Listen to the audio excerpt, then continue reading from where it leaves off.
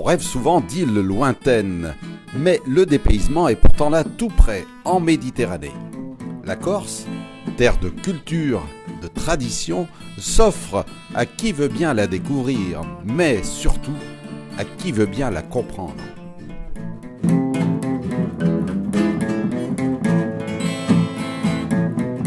Nous sommes à l'instant même à Corté. Et là, nous sommes un petit peu sur les hauteurs, sur la citadelle, avec un point de vue tout à fait exceptionnel sur les deux vallées qu'on trouve au-dessus de Corté. Donc on a la vallée de la Restoniga, qui est célèbre pour être justement classée au patrimoine de l'humanité par l'UNESCO. Et nous avons également la vallée du Tavignan, l'autre vallée du Tavignan. Et chose étonnante, et on a la coutume de dire que la Corse est une montagne dans la mer, mais il faut savoir qu'il y a en Corse 117 sommets qui culminent à plus de 2000 mètres d'altitude. Donc la Corse est réellement une montagne. Et ça, c'est vrai que c'est quelque chose qu'on n'appréhende peut-être pas toujours. On peut bien entendu partir sur les itinéraires du célèbre GR20. Il faut savoir que le GR20 Corse est le sentier de randonnée le plus populaire d'Europe et le plus prisé des randonneurs. Voilà, c'est un challenge que de le faire parce que ça reste quand même une randonnée difficile. La citadelle veille toujours sur Corté, ancienne capitale de la Corse indépendante, et qui reste le cœur et la mémoire de l'île avec son musée et son université. En regagnant le centre-ville par les ruelles, on passe immanquablement devant l'alimentation tenue par Jean-Marie Djonga, incontournable personnage de Corté.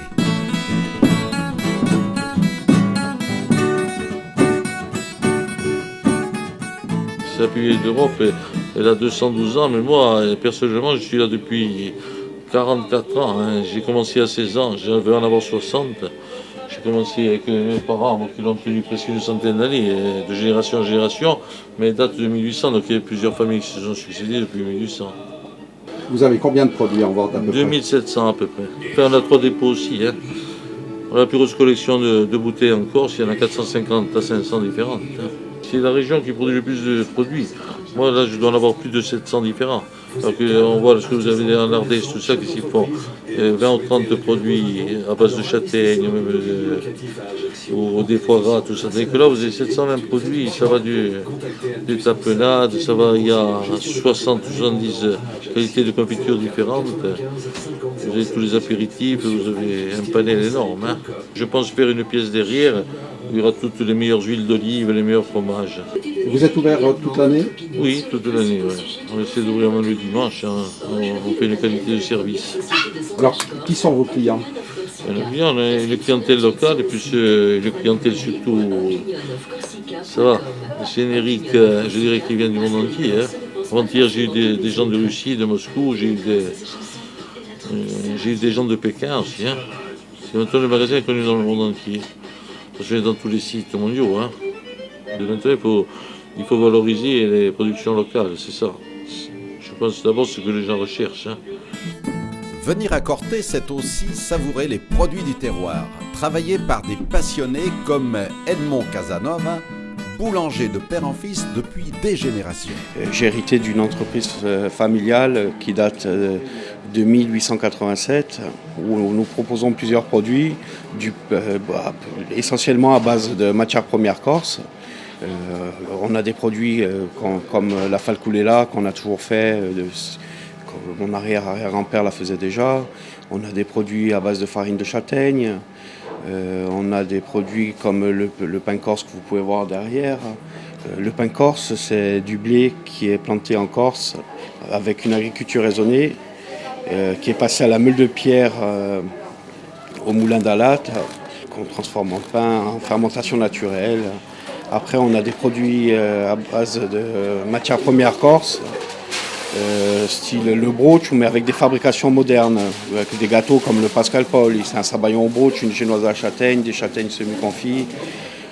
On a du chocolat à base de produits corse, on a fait des glaces. On utilise des produits comme la nébida.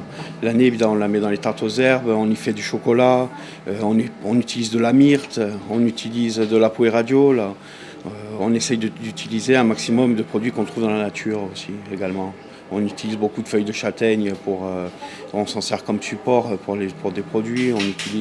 C'est vrai qu'il y a un lien avec la nature également, avec nos fabrications. Ça nécessite de savoir travailler comme on travaillait autrefois. Et on fait des fermentations naturelles, donc on travaille déjà des pâtes qui sont fermentées, ça nécessite de les faire à la main. C'est des produits assez exigeants, mais on s'y retrouve et c'est des produits qu'on apprécie énormément. Au niveau du goût et même pour la santé, on peut parler de produits qui sont bien meilleurs pour la santé. Par respect pour la clientèle, on essaye de mettre les meilleurs produits dont on dispose. Tout en poursuivant notre découverte de Corté, nous entrons dans la ferme auberge de la famille Cesari. Le figatelli cuit au feu de bois et moustille nos papilles. Alors écoutez, vulgairement on dit que c'est un restaurant maintenant, mais pour nous c'est plus une ferme auberge à la ville. Donc on est berger de père en fils depuis 3 générations et on a été forcé par le système d'arriver à faire un endroit de convivialité comme ça, où c'est qu'on peut passer nos produits du producteur au consommateur, c'est-à-dire de la production, la transformation et à la vente en direct. Voilà. On peut vous proposer du cochon de lait, donc c'est des cochons qui ont 45 jours maximum, de l'agneau de lait, donc déglacé au muscat, cuit au four et au feu de bois. Vous avez des cannelloni au bouche, des beignets au fromage, tous les produits que tous les gens de Corse mangent, on va dire, tous les jours à la maison. Donc on arrive à produire à peu près 80% du produit qui est vendu ici. On est connu de père en fils depuis toujours comme étant des producteurs fermiers. Et demain, rien que sur le figaté, d'aller à la maison, d'allumer le feu, de faire le figaté, où ça va sentir à la maison, ainsi de suite, les gens préfèrent le manger sur assiette. En fait, c'est un figadé, c'est des abats de porc que vous mettez dans un boyau. C'est un produit qui est devenu très cher, mais c'est un produit surtout que vous trouvez de mi-novembre à mi-mai. C'est une cuisine familiale, hein, donc c'est pas du produit qui a été amélioré. Donc il n'y a pas de fantaisie, c'est du nature.